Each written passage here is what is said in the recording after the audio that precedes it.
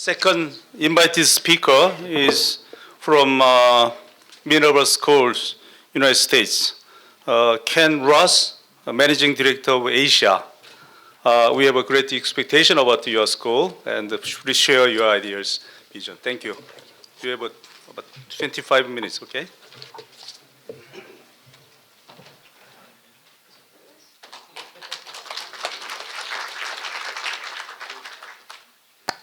Good afternoon. So everyone please stand up. Stand up. If you can, stand up, stand up. I hope you still can, okay? I'll wait till everybody's up. You can stretch out if you like. That's a very good idea. Okay. Oh, I've been sitting for a while too. Okay, great. You can sit back down now if you want. Just to get everyone a little bit limbered up, as a matter of fact. So, no one's sleeping. Not yet. Not yet. I'm not done yet. So, my name is Kenn, and you sort of know who I am, or you can read a bit, but who are you? So, we don't have time for individual intros, but I will ask, how many here, and by show of hands, how many of you are educators in this room, in education? Okay, a lot, right? How about policymakers or government, working in government, public sector of some sorts? A few, right? Industry? A few, okay. Anybody else? Maybe media? Maybe we have some media friends or something like this? Okay, a few media friends. Great, fabulous. I'll talk a bit today. Hopefully I won't go even at time. My wife says I talk too much, but we shall see. But I want to talk a bit not only about what many of us believe we should be doing in terms of university reform in our current era, but actually what some of us are doing. Oh, one more question for you. Who has heard of this thing called Minerva? Has anyone heard of this? Okay, a few, good. We'll talk more about it, because I want to talk today about what is actually happening in terms of education reform. What we are doing to very systemically and systematically reimagine and redefine and recreate the university, right? But first a quote. I don't have an Einstein quote, I'm sorry. I should have coordinated with my fellow speakers in advance. But our friend Charles Darwin said something quite interesting, right? What does that say? It's not the strongest of the species that survives, nor the most intelligent. It's the one most adaptable to change. And as we've heard already today from several of my other distinguished peers, change is very much upon us, it's inevitable, and it's coming at us at a pace like we've probably never actually seen before, right? I heard a few years ago that just these 3 or 4 years, you'll have 75 million jobs that will disappear. Yet another 130-some million jobs will appear. Different jobs, necessarily. That sounds like change. That's supposedly actually already happening because it was predicted several years ago, and that was supposed to be by 2022, and it's already 2020, right? It's probably no surprise in the face of continued globalization, even though not everybody likes globalization nowadays, it's still happening, right? Many organizations, particularly large industry organizations and companies, right, take a great care in how that talent is trained and how people are prepared for those jobs. A lot of them actually have internal mechanisms for training and education, oftentimes because they're quite dissatisfied with what many of even our world's greatest universities are actually producing in terms of talent nowadays, right? So I think we all know, particularly those of us who are educators in the room, and actually people in industry and government as well, that education institutions in my country, may I dare say in your country, probably also in this country, are facing many systemic issues. And we can have a long, extended discussion about what many of those would actually be in terms of how many institutions perhaps should be teaching different things. The focus, how they should be teaching should be different. Maybe where they should be teaching and students should be learning are different, right? One thing we know is that education, well, this is probably from the 14th or 15th century. It looks a little bit like what we got here, right? I don't know, there's even a person sleeping in the background. I don't know if we have anybody sleeping back here yet. This is brilliant, right? How many university classrooms do we see like this nowadays, right? 20th century, about the same. 21st century, as well. So I think a lot of us know that we really need to rethink and reimagine the what and the how and the where students learn. Right? But what exactly should that look like, right? So let me give you some basic general ideas about what's important for us and that what actually informs how we at Minerva have created a very, very different model for education, right? One designed not only for now, probably for the needs of that have even cropped up on us in the past several decades, right? The need for cognitive dexterity, right? For the brain to be flexible, because you never know what you're going to be doing in 5 or 10 or 20 years from now. The need to actually, and the way to do that, right, as cognitive science actually has shown us over the past several decades, right, is to be able to take a taxonomy, a defined set, right, assuming you have a defined period of time, but to take a set of transferable skills, what we often call habits of mind, right? These skills and abilities that can and should be and need to be applied to all types of different disciplines, to subject matter, to many aspects of not only education but life. Right? Define those, explicitly within an educational structure, and then afford a way for students to transfer those. Some of you may or may not be familiar with this term about far transfer. The idea of you learn a skill in a certain area, right, in a certain discipline, but then the ability to actually transfer it, to apply it in new and other and novel areas. Now here's the bad news. So our brains, biologically speaking, are really bad at this. Right? And for those, maybe we don't have time today, I could do an exercise or two which would prove to you, all very smart people, right, how our brains are very bad at this. You learn something in one area, very difficult to apply it in others. Right? Unless you train the brain to do this over time, we can get better at it. Right? The need in an increasingly changing world where there's so much distraction and so much noise, so much data, so much information, right? Which Minister Kim was saying, we're awash in information, we all know that, right?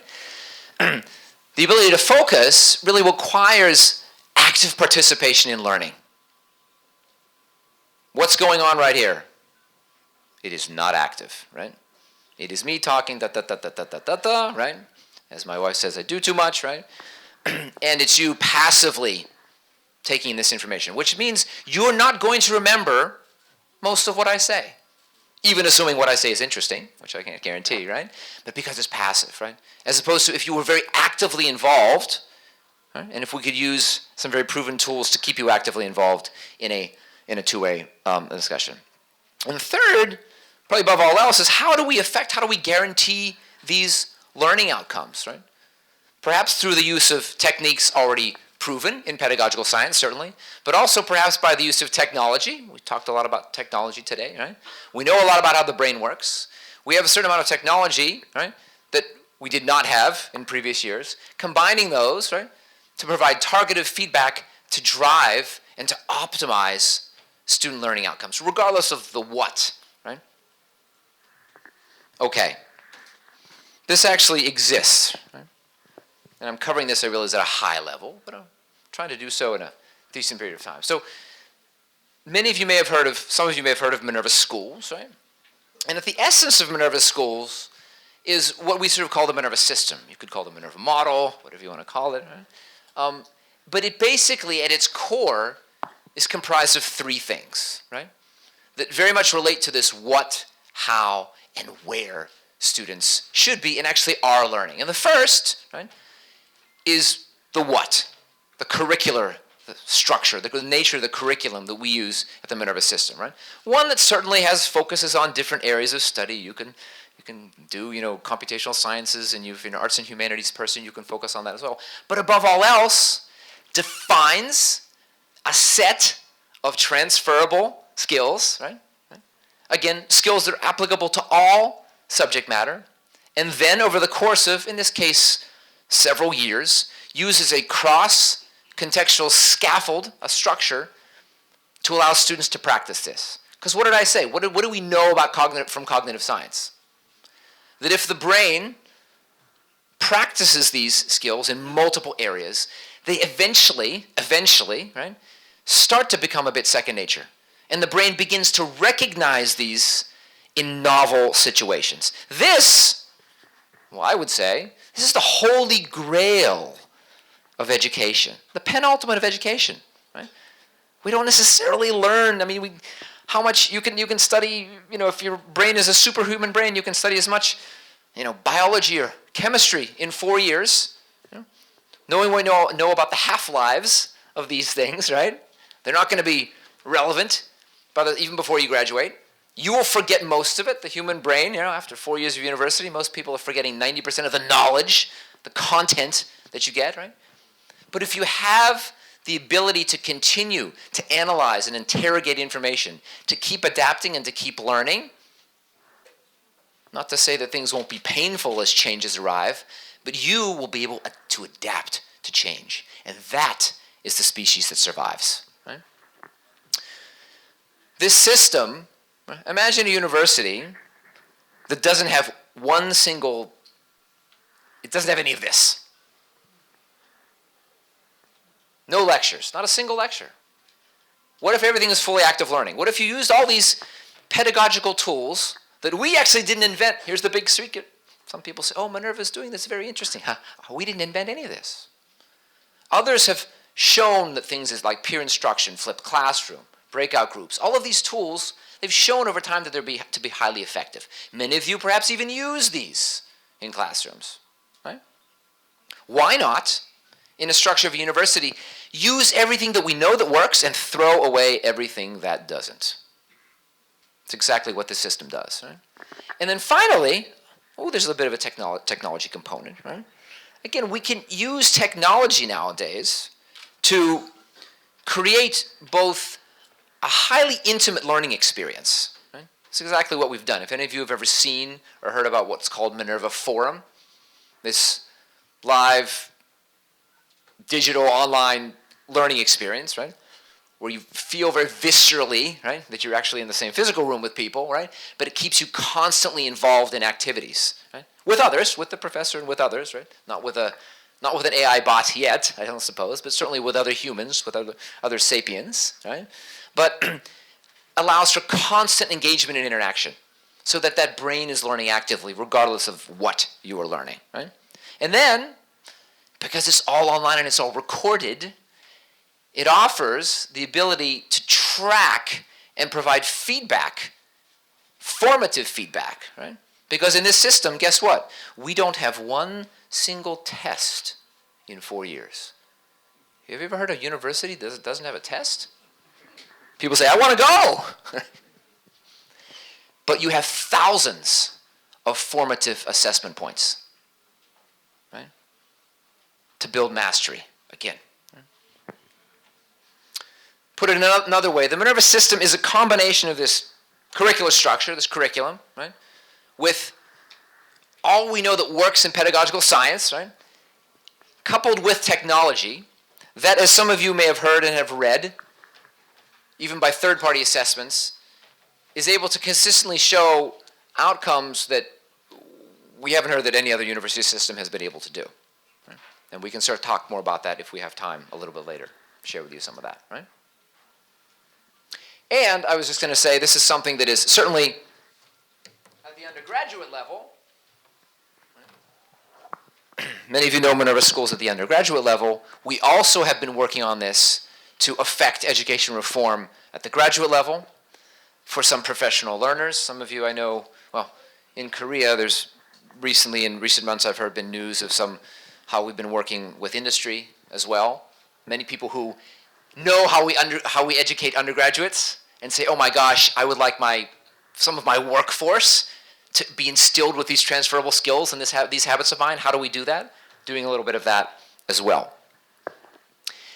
And finally, you say, okay, but why would this be relevant, particularly if you're an educator? Why is this relevant for me? Right? Maybe industry says, I know why it's relevant. Oh my gosh, if a university is finally educating people with the skills going to be most useful, regardless of what career they're going to have, right? If they're going to be adaptable, right? If they've learned these things more effectively because they've been active learning, industry loves that. But as an educator, you say, oh, that's okay, that's great, but so what? Minerva exists not just because of our own relatively small institution that we do run. It exists to work with others to push for education reform.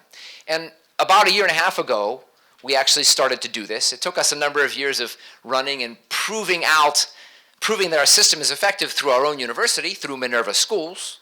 But now Minerva has begun to work with other institutions, starting about a year and a half ago with the Hong Kong University of Science and Technology, but now with other institutions in Asia, Europe. We have North America, South America, hopefully soon to be Africa and the Middle East, right? To allow others to adopt any combination of elements that we have used to very great effect, right? That's why we're here. We're here to nurture more critical wisdom for the sake of the world. It's not so much about information anymore, but it is very much about critical wisdom, and that's why we're here. Right? And that's all I'll say. Hopefully I got in before the 25 minutes, but maybe that'll give us additional time for discussion later on. So thank you very much.